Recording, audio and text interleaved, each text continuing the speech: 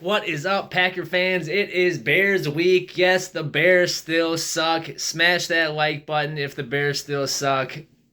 Wow, Packers season. I can't believe that it could almost be over if they lose to this game.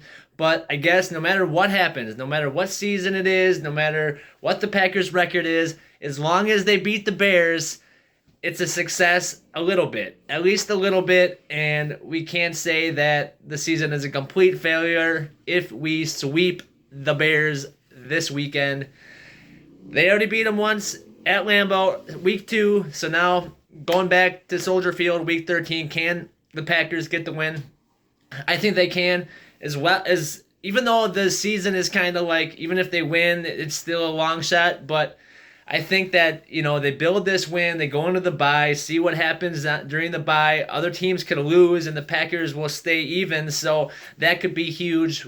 Coming out of the bye could be a totally different situation for this Packers, but what I'm most excited about, what I can't wait for, is seeing Romeo Doubs on one side and Christian Watson on the other side of this offense. Of course, Lazard and Cobb will still be in the mix, but to have Romeo Doubs, who had been kind of that guy, the rookie who really stepped up, the fourth rounder. He was on pace to break Sterling Shepard's single season rookie record of 55 catches. He was on pace for that, but he obviously got hurt and he won't be close. I mean, I think he'd have to average like 8 catches a game the final 5 games here to get or to break it, or just around 8, 7 or 8.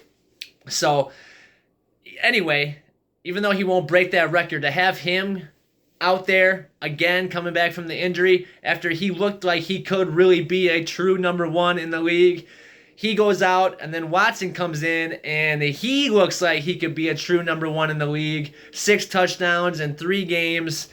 One of only 3 players in Packers history to have 250 yards receiving and 6 touchdowns in a 3-game stretch, along with Devontae Adams and Sterling Sharp. So for the Packers, the future is bright at wide receiver. Of course, Samori Toure, he comes in the mix. He's a big play potential guy. And now the Packers offense starts to look more like an offense of old. Like, okay, now we have weapons on the outside. We still have AR-12 throwing the ball, and now we actually have a decent running game if we can get that going. So there's a lot to be excited about here. Obviously, Romeo Doubs, he's 6'2", 200 pounds, runs a 4.5 40. He could be really a powerful, electric player. And then you have Watson, who's 6'5", runs a 4.3, just can really stretch the defense.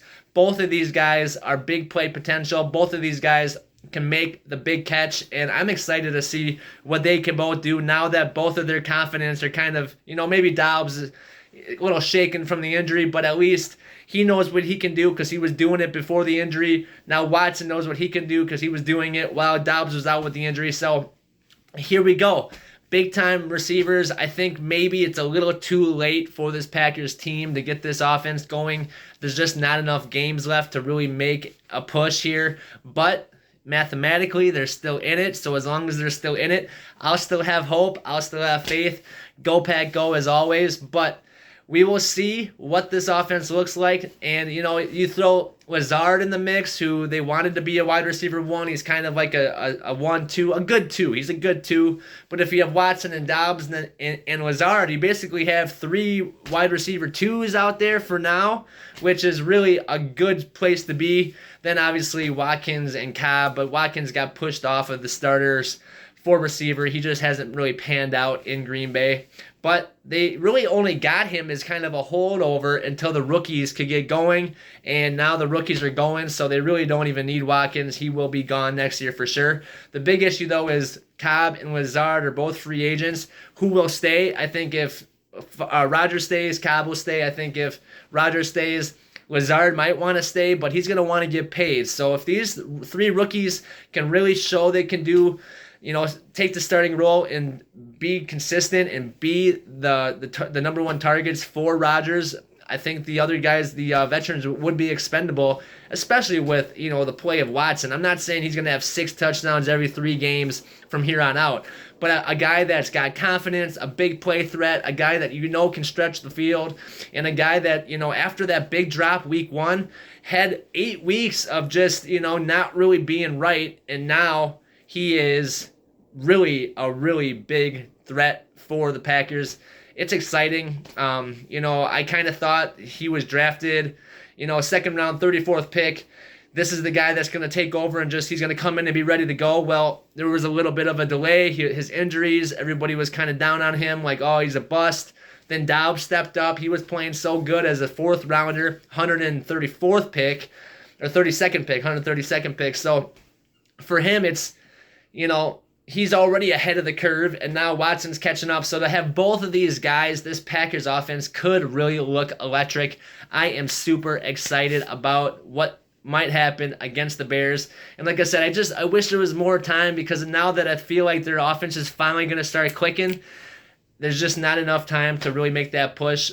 The Commanders have the tiebreaker and they're at 7-5. So they're 3 games ahead with the tiebreaker, which with 5 games left means they basically have to win or lose all the games, and we have to win all the games. So, and that's just the one team. Then you have the Seahawks and the Panthers and the Cardinals and the Falcons, and yes, so for the Packers, the hopes are small, but as long as there's still hope, we will back the Packers all the way.